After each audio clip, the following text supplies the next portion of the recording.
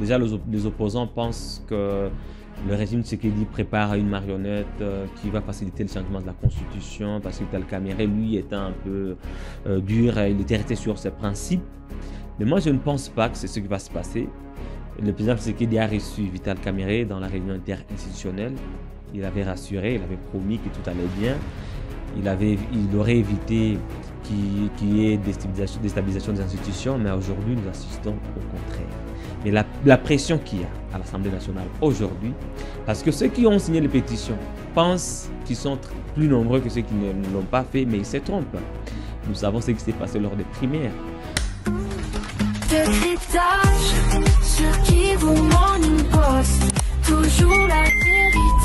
C'est une situation inattendue, désagréable pour certains Congolais, cette guéguerre à l'Assemblée nationale visant Vital Kamerhe face aux priorités de la République démocratique du Congo. Comme disait Bitakwira et comme a dit Bitakwira, le peuple semble voir les députés comme des inconscients, inconscients de la situation et du moment. La lecture est bien faite, il y a des couacs. Qu'est-ce qu'on reproche à Vital Kamerhe?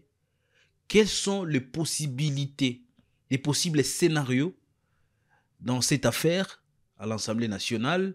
Mesdames, Messieurs, nous allons faire un point de la situation. Nous allons décrypter, analyser le fait, revenir sur le point de vue des uns et des autres par rapport à ce qui se passe à l'Assemblée nationale, alors que des villes sont en risque. Ouvira, Kolwezi, Lualaba, Katanga, Kisangani. On parle de toutes ces questions. Mesdames, Messieurs, bonjour et surtout, bienvenue dans cette émission. Je reçois Jospin Hangui avec moi sur ces plateaux pour parler de ces questions. La vie nationale en République démocratique du Congo. Jospin, est-ce que ça va? Ouais, ça va, personnellement, mais collectivement, ça ne va pas. Pourquoi? Ouais, ça ne va pas parce qu'au pays, depuis, vous le savez très bien, ça va faire 8 mois, la population de Goma, de Bukavu, n'est plus calculée par le régime de Kinshasa. Elle est abandonnée à une triste réalité. La fermeture des banques, l'insécurité, le chômage pour les jeunes, l'enclavement. On n'a plus accès au passeport pour se déplacer à l'extérieur du pays. Même à l'intérieur du pays, on a du mal à quitter Bunia pour se retrouver à Béni. Vous avez vu le sort des 15 jeunes d'une société de gardiennage qui ont quitté Mahagi pour Béni. Ils étaient logés dans un appartement pour une formation gardiennage en vue de rejoindre leur détachement, mais ils ont été pris pour des rebelles F-123. Certains ont été grièvement blessés, mais le gouverneur a communiqué pour calmer les tensions et préciser que c'était des jeunes Congolais. Est-ce que tous ceux qui sont du M23 aussi ne sont pas Congolais? C'était une communication à double vitesse, mais bon, ce que moi je retiens, c'est que les Congolais, quand même, dans la partie orientale, n'ont plus le droit de se mouvoir, même à l'intérieur. Et ce qui choque, c'est qu'à l'Assemblée nationale, la priorité est ailleurs. Vous avez vu Justin Bitakwira qui a essayé de rappeler à la plénière que quand même, dans l'est du pays, il y a une population qui risque de croire que les députés étaient inconscients. Il voulait avancer un argumentaire qui va dans le sens d'interpeller ses collègues sur la priorité en ce moment, ce qui est important, mais il a été coupé la parole. Très bien. On l'a contraint Malheureusement. de retirer ses propos. Si c'était moi, Justin Bitakwira, je n'allais pas retirer, j'allais m'assumer comme député.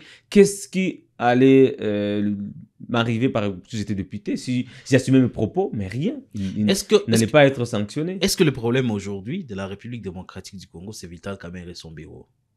D'abord, il faut commencer par parler du système politique en place, parler de l'Union sacrée de la nation qui constitue la majorité parlementaire.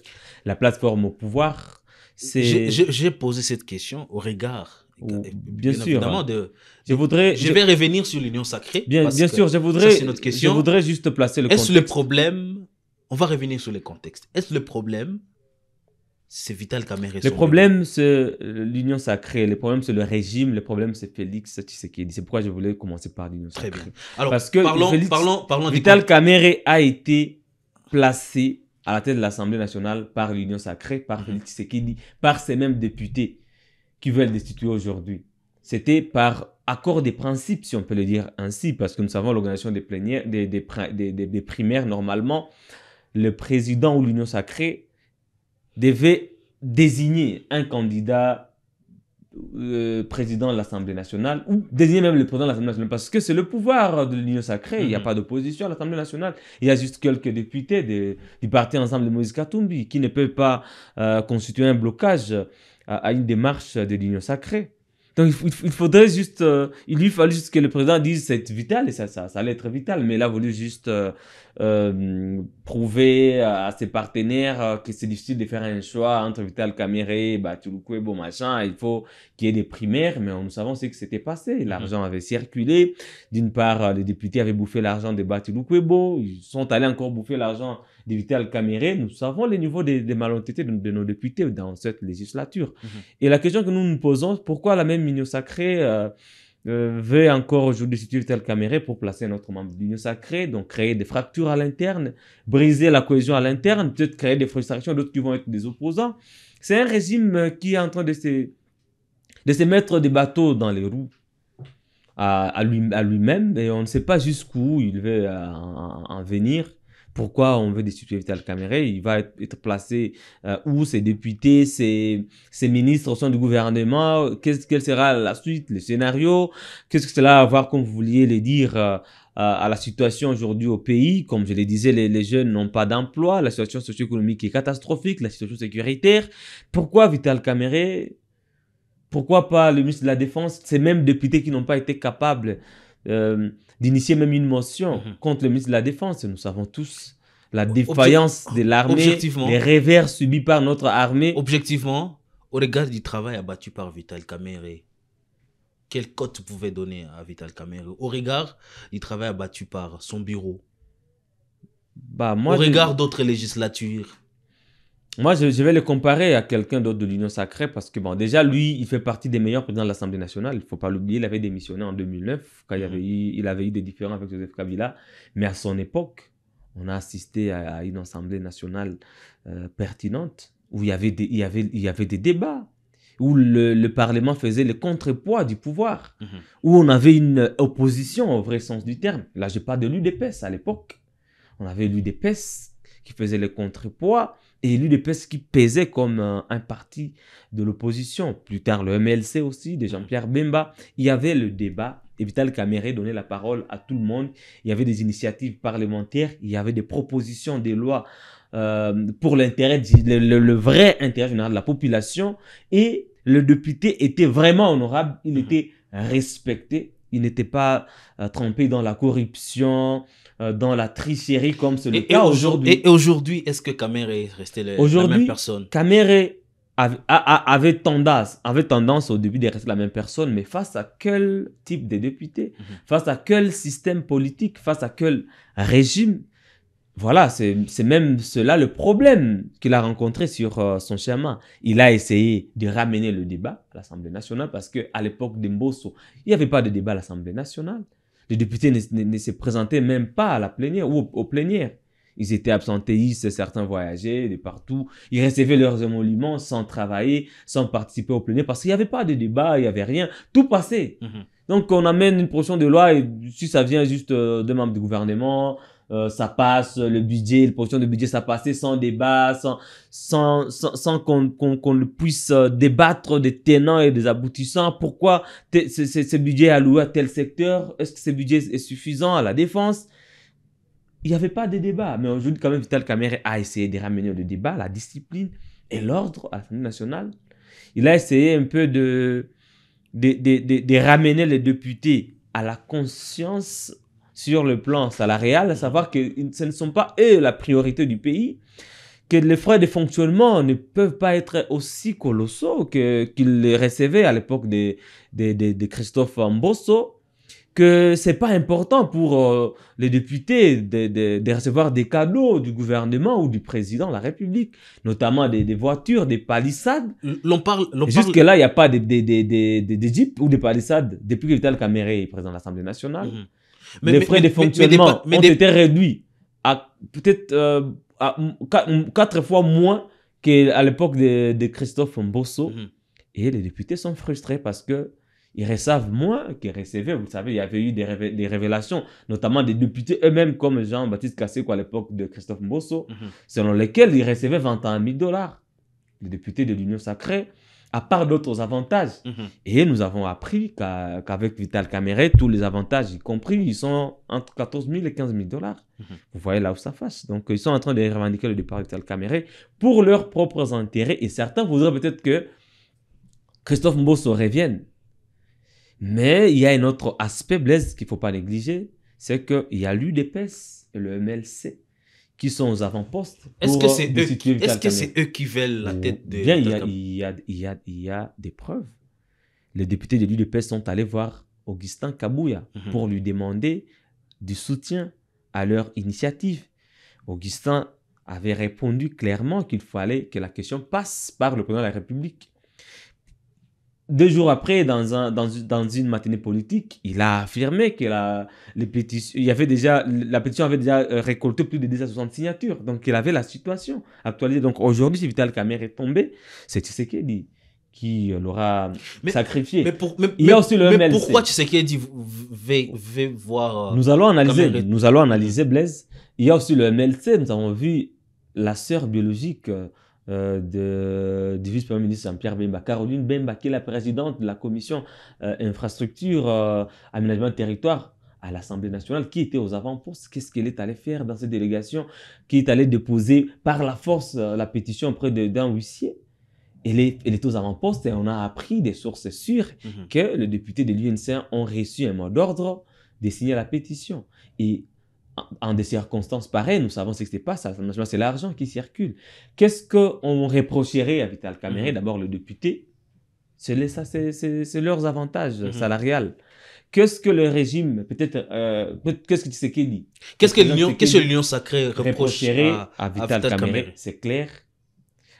Depuis que l'AF123 a pris Goma, Bukavu et était en train d'avancer, le régime de Kinshasa a pris une posture communicationnelle d'attaquer le Rwanda, d'attaquer l'ancien président Joseph Kabila, de mener des campagnes médiatiques, des descentes dans des provinces pour tourner la jeunesse contre Joseph Kabila, le traité des Rwandais, des pères rwandais. Vous avez vu même le vice-premier ministre Jean-Pierre Bemba porter même des gris-gris pour des couleurs rouges, des mouchoirs à des images de gris-gris pour, je ne sais pas si c'est passé pour un Maïmaï Mouzano, je ne sais pas, où il demandait aux jeunes de se lever, je ne sais pas, contre Joseph Kabila, il est rwandais et tout.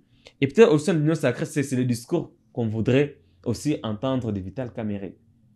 Mais lui, dans sa casquette d'homme d'État, d'homme politique, il ne faut pas oublier que Vital Kamerhe a négocié des dialogues dans ces pays. Il a fait partie des secrétaires généraux qui ont négocié l'accord de Sun City, de Lusaka.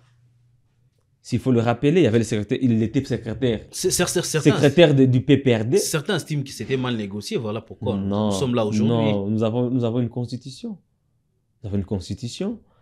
Nous avons réussi à réunifier le pays. Joseph Kabila a laissé une république démocratique du Congo tout entière, avec sa superficie. Mais aujourd'hui, le pays est divisé. Les Congolais sont divisés. Nous qui sommes à Goma, nous sommes traités des Rwandais. Nous ne pouvons pas voyager facilement pour Beni ou pour Kinshasa. Nous risquons de subir le sort de ces jeunes compatriotes qui sont venus des Mahagi. Mais le pays n'est plus comme c'était le cas.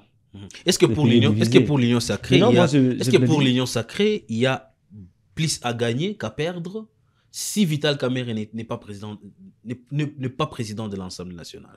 Moi, je pense, parce que déjà nous allons vers la fin du régime de Félix Tshisekedi, et la question qui doit être sur la table, c'est son dauphin, son remplaçant, parce que l'objectif pour chaque parti politique au pouvoir, c'est de maintenir le pouvoir le plus longtemps possible. Et l'UDPS n'est pas prête à lâcher le pouvoir après le passage de Félix Tshisekedi. L'UDPS voudrait conserver plutôt le pouvoir. Mais avec qui? Comme je l'avais encore dit, les dauphins légaux sont André Mbata, le secrétaire permanent de l'Union sacrée, et Augustin Kabouya, président d'intérim de l'UDPS. Donc, s'il y a ceux qui voudraient la tête de Vital Kamerhe, c'est d'abord ces deux-là, parce qu'ils se disent que Kamerhe est quand même au sein de l'Union sacrée avec son discours un peu adoucissant, un peu doux. Il n'est pas trop chaud, il n'a pas jusque-là condamné, parce qu'on on le reproche aussi de ne pas condamner. Je ne sais pas si condamner la question rwandaise, ça va faire quoi. Mais je condamne la question rwandaise, c'est on condamne, comme le ministre Mouyaya l'a dit hier dans son briefing de presse, que les 7000 commandos formés par l'F-123 étaient une brigade rwandaise. Oh! Il l'a dit. En répondant à la question d'un journaliste, il a dit ouais, c'était une brigade rwandaise. Ça change quoi à la situation sur le terrain? Avec ces Congolais qui ont été formés, ces militaires des FARDC qui s'étaient rendus, qui ont été formés pendant 7 mois, vont devenir rwandais. Donc pour Kinshasa, les 7000 c'est une brigade rwandaise. Que ça change quoi? Des condamnations. Ils ont même fait des gestes, ils sont même filmés en train de faire des gestes des footballeurs. Un geste qui a été initié par, je pense, Cédric Bakambu. Cela a changé quoi? Des ministres qui ont été réduits en des metteurs en scène. Ça a changé quoi? Depuis qu'on organise les briefings de presse, ça a changé quoi? Pleurnicher à l'international, ça change quoi aujourd'hui?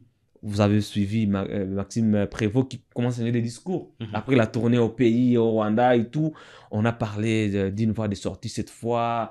De la MONUSCO qui est arrivée dans une zone sous contrôle de la signature de l'accord de principe et tout, comme cette fois une solution définitive. Mais qu'est-ce qui se passe sur le terrain? La 23 se renforce. Elle renforce son administration, son armée. Kinshasa se renforce ses discours. Oh, on parle de poison rwandais. Ça change quoi pour nous qui sommes dans cette partie de l'Est? Est-ce que nous aurons nos passeports finalement? Nous allons faire nos captures pour pouvoir nous déplacer même à l'extérieur du pays? Est-ce que nous allons pouvoir rejoindre un jour des zones sous contrôle de nos forces armées congolaises? Est-ce qu'on ne sera pas traqué pour être confondu aux rebelles de l'F-123? C'est ça le problème. Est-ce que le gouvernement est en train de traiter ces problèmes de base pour que tous les Congolais aient encore les mêmes droits aujourd'hui? C'est ça le problème. Alors qu'on sait que Vital Kamerhe a quand même une maîtrise de la guerre, surtout des solutions de sortie des crises. Aujourd'hui, Félix Antoine Tshisekedi veut l'écarter. Au détriment de qui? Vital Kamerhe, sa position est claire. Il est pour le dialogue national qui a été initié par l'SCC et la CENCO. Il est pour la voie pacifique de désescalader ce conflit. Il n'est pas pour la guerre. Parce qu'il y a des acteurs politiques qui sont pour la guerre. Faisons la guerre jusqu'à chasser l'F-123. Lui, il est pour le dialogue. Il voudrait aussi que l'F-123 participe au dialogue parce que c'est une partie prenante. Même s'il n'a jamais donné cette position officiellement. Et son positionnement un peu réservé fâche ses partenaires qui veulent faire le matouisme, aller sur le terrain, sensibiliser les jeunes, alors que cela ne donne aucune solution à la crise. Et comme lui, il gère cette grande institution où il y a les députés, il voudrait que les députés initient des projets peut-être dans ce sens, qu'ils fassent des initiatives parlementaires, qu'ils interpellent les ministres des secteurs concernés par cette crise, qu'ils mettent pression sur le gouvernement, mais les députés sont là, ils ne font rien. Est-ce que le président de l'Assemblée nationale va à lui-même jouer le rôle de tous les députés quand les députés courent derrière l'argent? Non, et puis il doit se comporter comme un homme d'État. Et aujourd'hui, on veut qu'il tombe. Pourquoi Jean-Pierre Bemba, peut-être on voudrait que cette fois les quotas puissent aller dans le Grand Équateur. On est en train de préparer un son remplaçant venant de cet espace-là. Est-ce qu'il n'y aura pas des équilibres de la géopolitique? Il n'y en aura pas déjà parce que au Sénat, il y a Moussaïli de l'espace Grand Katanga. Parmi ses agents, il y a Batu Lukebile du Kivu. Je ne sais pas s'il y aura des équilibres si on donnait... Votre point de vue... Mais c'est que moi je voulais dire... Votre point de vue par rapport à la prise de position de Bitakwira. Est-ce que ces regards de la population qui trouve des députés comme des inconscients est aussi perçu à Goma? Vous êtes journaliste quand même, vous êtes proche de la population. À Goma, les réactions fusent de partout. C'est pas seulement à Goma, à Kinshasa aussi, dans la diaspora. Tout le monde, oui, M. Bitakwira, nous pensons que vous êtes des inconscients. Ça, je m'assume, nous pensons que vous êtes des inconscients et puis insouciants. Parce que aucun député sérieux ne peut se permettre, comme Bindoulé, de porter une pétition en cette période et de nous faire assister à des scénarios où les députés se collent les chemises, ils échangent des coups de poing et ils sont filmés. Ces images circulent alors que nous avons perdu plus de 280 personnes dans un naufrage. Il n'y a pas eu de réactions. Nous avons perdu plus de 100 personnes dans les Grands Nord, au Nord Kivu ici. Il n'y a pas eu de réactions. Tout ce qui se passe à Goma, comme je le disais, la population a du mal à Bukavu de se déplacer à l'intérieur de la RDC, de quitter Bukavu pour Uvira, de quitter Goma pour Beni ou Kinshasa. Les gens ont du mal à quitter Goma pour Nairobi ou pour la Tanzanie, même pour Bujumbura, Burundi, parce que les documents livrés par la 121 ne sont pas acceptés dans ce pays-là. On n'a pas d'autres documents, on n'a pas de passeport parce que trouver le passeport à Goma, c'était toujours un casse-tête. C'est ce que je dis à Kinshasa, il y a des files indiennes, c'est compliqué. Donc la population est prise en otage par le régime qui la sacrifie. Mais les députés qui sont la voix du peuple ne portent pas la voix de cette population. C'est-à-dire que ce sont des inconscients. Bitakura, vous avez raison, vous êtes des inconscients parce que vous ne portez pas la voix du peuple. Le peuple ne vous a pas demandé de destituer Vital Kamerhe. Le peuple vous a demandé de l'aider à trouver une solution, à ces problèmes. L'insécurité, le chômage, la crise économique, l'ouverture des banques, la livraison des passeports. Il y a beaucoup de problèmes. Et donc, je pose ma dernière question. Mais au sujet de Bitakura, toujours, il s'est déclaré aussi candidat pour succéder à Vital Kamerhe. Et il doit rêver hein, parce que c'est un poste très hautement stratégique au sein de l'Union sacrée.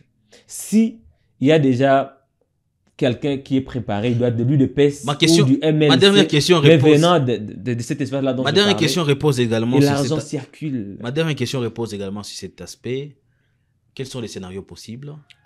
Est-ce qu'on risque pas d'assister à un gouvernement, je vais dire un comité qui doit diriger l'Assemblée nationale, le bureau d'âge qui va diriger et poursuivre un mandat?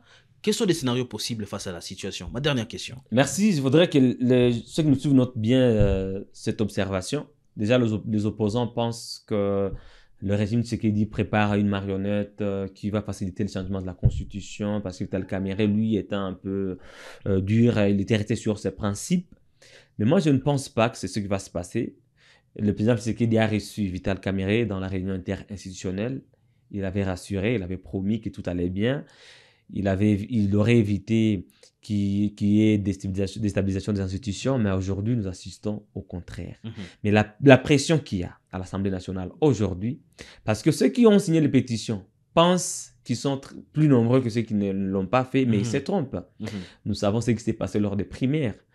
Bati Lukwebo avait distribué de l'argent à plusieurs députés et il était sûr qu'il allait passer, mais il ne savait pas ce que Vital Kamerhe préparait aussi. Il ne savait pas ce qu'il dit préparé. Tshisekedi avait déjà son candidat et c'était Vital Kamerhe. Il a essayé un peu de distraire les gens avec les primaires pour calmer les tensions dans la géopolitique et tout, mais c'est Vital Kamerhe qui était son candidat. Et aujourd'hui, si Vital Kamerhe est le candidat de Tshisekedi, si réellement Tshisekedi a rassuré Vital Kamerhe lors de cette réunion interinstitutionnelle, eh bien, rassurez-vous que ce qui s'est passé ici, c'est pour distraire l'UDPS, son parti. C'est pour distraire Augustin Kabouya, Mbata et tous les autres Bemba, pour leur faire voir que c'est le député qui doit agir et il laisse au député la primaire. Mais si c'est sa décision, l'argent va circuler. Et les mêmes députés, je connais le niveau des malhonnêtetés de nos députés, les mêmes députés qui auraient reçu l'argent de Caroline Bemba dans les sièges de Jean-Pierre Bemba ou de l'UDPS, les Bindoulé, vont encore bouffer l'argent qui viendra de la présidence ou des Kamerhe. Et le jour du vote, il y aura une grande surprise, Kamerhe va rester. Parce que une commission a été instituée, composée d'un délégué par groupe parlementaire et des non-inscrits. Ils ont 72 heures. Après, ils vont déclarer oui, c'était recevable. On passe au vote. Et lors du vote, vous serez surpris, Blaise. Ça risque d'arriver que Vital Kamerhe reste parce que je connais nos députés. Pour cette législature, ils aiment beaucoup l'argent. Ils ont une cupidité à outrance que vous ne pouvez pas comprendre. Ils vont bouffer l'argent de l'UDPS, du MLC. Ils vont encore bouffer l'argent du président et de Vital Kamerhe. Et ils risquent de rester pour calmer les tensions géopolitiques à Kinshasa et surtout dans les contextes actuels. Très bien. Merci beaucoup, mesdames, messieurs. Merci surtout, Jospin, pour ces analyses. Qu'est-ce que vous pensez de la situation à l'Assemblée nationale? Laissez votre point de vue en commentaire. On aura le plaisir, en tout cas, de vous lire sur Kivu Morning Post. Vous êtes nouveau. Ça, c'est votre espace Kivu Morning Post. Nous essayons de vous livrer surtout l'essentiel de l'actualité à l'est de la République démocratique du Congo et sur l'ensemble du territoire national. Je vous dis, portez-vous bien.